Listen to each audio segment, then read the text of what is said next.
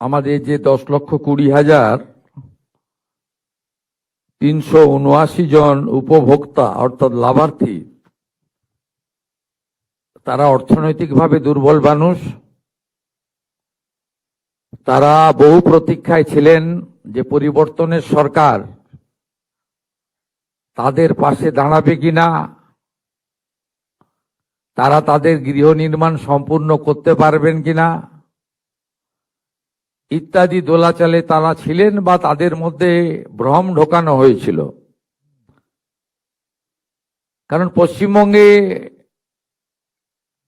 যত বেনিফিট সরকারি অর্থে দেওয়া হয়, কখনো সরকারের নাম বলা হয় না। যেখানে ভারত সরকার প্রধানমন্ত্রী অন্ন সুরক্ষা যোজনা থেকে প্রধানমন্ত্রী আবাস যোজনা বর্ণ ধর্ম দলমত নির্বিশেষে দেন, কখনোই বলেন না যে নরেন্দ্র মোদী দিচ্ছেন, কখনোই বলেন না যে বিজেপি দিচ্ছেন। কিন্তু পশ্চিমবঙ্গে আমরা দেখে এসেছি যা হয়েছে, কখনো বলা হয়েছে এটা মমতা ব্যানার্জি দিয়েছেন, এটা তৃণমূল কংগ্রেস দিয়েছে, এটা তো দিদি করে গেছেন, এটা তো পিসির স্কিম। তাই অনেক ভ্রম আপনাদের মধ্যে ছিল যে কমপ্লিট করতে পারবো কিনা। কিন্তু আমাদের সরকার, এনডিএ বিজেপি সরকার 21টা রাজ্যে এবং দেশে যেভাবে চলে আমরা সেইভাবে চলি, আমরা আলাদাভাবে চলি না। তাই আজকে 10,20,379 জন লাভার্থী তাদের গৃহ নির্মাণের যে দ্বিতীয় কিস্তি অর্থাৎ ফাইনাল কিস্তির টাকা 60,000 করে পেলেন, যার সম্পূর্ণ করলে 6,000 কোটি টাকার বেশি হয়। এটা প্রদানের মধ্য দিয়ে প্রমাণ হয়েছে যে নরেন্দ্র মোদীজির যে সংকল্প বিকাশ, উন্নয়ন এবং বিকশিত ভারত তখনই সম্পন্ন হবে যখন বিকশিত পশ্চিমবঙ্গ হবে। সেটা আমরা একটা ধাপ এগিয়ে গেলাম। আমি পুরো কৃতিত্ব দেব আমাদের মন্ত্রিসভার অত্যন্ত গুরুত্বপূর্ণ সদস্য, পঞ্চায়েত গ্রামোন্নয়ন এবং এগ্রি মার্কেটিং দপ্তরের পূর্ণ মন্ত্রী, এই রাজ্যের প্রতিষ্ঠিত নেতা সম্মানীয় দিলীপ ঘোষ মহোদয়কে। তার কার্যকালের 3 মাসের মধ্যে তিনি এই চলমান কর্মসূচির তদন্ত করিয়েছেন। কারণ আমাদের নীতি ছিল যে সঠিক উপভোক্তা চিহ্নিত করেই টাকাটা দেব, অবৈধ লোকের হাতে টাকা দেব না, অভারতীয় অনুপ্রবেশকারীদেরকে টাকা দেব না। দিলীপ দা তার বক্তব্যে বলেছেন 12,500 অবৈধ লোক ধরা পড়েছে, 27,000 এমন লোক পাওয়া গেছে, 57,000 যারা ভোটার তালিকা থেকে ভারতীয় নয় বলে নাম বাদ গেছে। তাই তাকে ধন্যবাদ দেব, তার পূর্ণ টিমকে ধন্যবাদ দেব।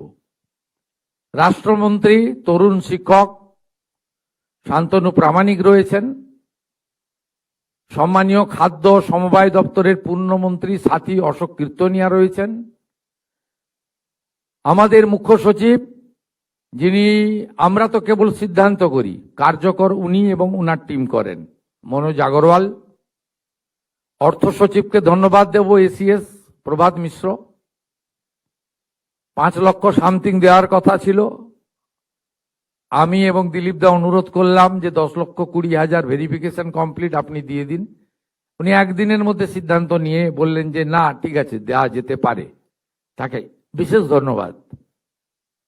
Adviser to CM senior IAS doctor Subrata Gupta আছেন এবং আমাদের পঞ্চায়েত সচিব ডক্টর উলগানাথনজি রয়েছেন, যিনি বিগত দিনে আমার সঙ্গে হলদিয়া উন্নয়ন পরিষদে কাজ করেছেন। তাকেও ধন্যবাদ, তার পুরো টিমকে ধন্যবাদ, সমস্ত উপভোক্তাকে, প্রেস মিডিয়ার বন্ধুদের ধন্যবাদ। আপনাদেরকে আমি শুধু বলবো যে এই আজকে সিমেন্ট, স্টিল, বালি ইত্যাদির যে দাম, এক্ষেত্রে আপনাদের বাড়ি সম্পূর্ণ করতে গেলে আরো নিজেদেরকে কিছু অর্থ হয়তো লাগাতে হবে, কিন্তু আমাদের মাননীয় প্রধানমন্ত্রী একটা সুযোগ করে দিয়েছেন, বিকশিত ভারত জি রামজি। এখানে এই কাজ ইতিমধ্যে শুরু হয়েছে এবং আপনারা এই ক্ষেত্রে কিছু ম্যান্ডেজ, কিছু ম্যান পাওয়ার বিকশিত ভারত জি রামজির মধ্যে থেকেও পেতে পারেন অ্যাডিশনালি। এবং এই বাড়িগুলো সম্পূর্ণ হলে একটি করে স্বচ্ছ ভারত মিশনের অন্তর্গত শৌচালয় 12,000 টাকা করে আপনারা প্রত্যেকে পাবেন সম্পূর্ণ হয়ে গেলে, এটা আপনাদের অতিরিক্ত পাওনা।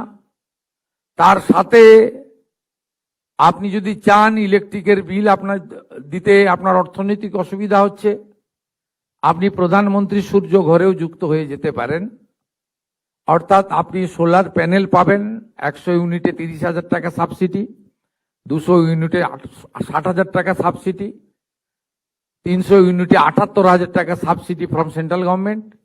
আর যদি এসসি এসটি পরিবার হন, পশ্চিমবঙ্গ সরকার নিজস্ব অর্থ থেকে আরো 15,000 টাকা আপনাকে অতিরিক্ত সাহায্য করবে তফসিলি জাতি এবং উপজাতিদের, যাদেরকে আমরা ভগবানের চোখে দেখি। অতিরিক্ত 15,000 টাকা তাদেরকে আমরা দেব। অর্থাৎ প্রধানমন্ত্রী সূর্য ঘরও আপনি লাগাতে পারেন। এই সুযোগগুলো কাজে লাগিয়ে বাড়িগুলোকে সুন্দরভাবে নির্মাণ করুন। আর আমরা মন্ত্রিসভা বসে ঠিক করেছি যে পশ্চিমবঙ্গ নামটার ব্যাপক একটা ঐতিহ্য লুকিয়ে রয়েছে। কারণ বিভীষিকাময় দেশভাগ যেদিন হয়েছিল 1947-এ, সেদিন আমাদেরকে পাকিস্তানে নিয়ে যাওয়ার চক্রান্ত হয়েছিল, পূর্ব পাকিস্তানে। সেদিন ডক্টর শ্যামাপ্রসাদ মুখার্জির নেতৃত্বে পূর্ব পাকিস্তান দ্বিখণ্ডিত হয় পশ্চিমবঙ্গ আইনসভায় 58-21 ভোটে, এবং তার ফলেই পশ্চিমবঙ্গ সৃষ্টি হয়েছে। তাই আমরা যে বিচারধারায় সরকার চালাই, এবং এটা কঠিন বাস্তব যে পশ্চিমবঙ্গ নাম, আমরা পশ্চিম নামটা কোনোদিন মুছে দিতে পারি না। পশ্চিম নামটা তৈরি করার মধ্য দিয়ে অনেক ইতিহাস লুকিয়ে রয়েছে, যা বর্তমান প্রজন্ম, আগামী প্রজন্ম জানা দরকার।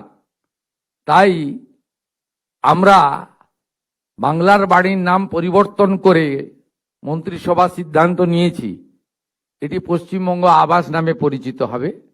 পশ্চিমবঙ্গ নাম আমরা কখনো ভুলতে দিতে পারি না, এটা আমাদের কর্তব্যের মধ্যে পড়ে। আপনাদের সকলকে ধন্যবাদ জানাই। আমরা থেমে থাকবো না। বাকি যাদের জেনুইন ভেরিফিকেশন হয়ে যাবে তাদেরও অর্থ সম্মানীয় দিলীপ ঘোষের নেতৃত্বে তার দপ্তর সঠিক সময় দেবে। কোনো কোনো সময় আমার উপস্থিতি প্রয়োজন মনে করলে তারা ডেকে নেবেন। আমরা একসঙ্গে কাজ করি, একটা টিমে কাজ করি।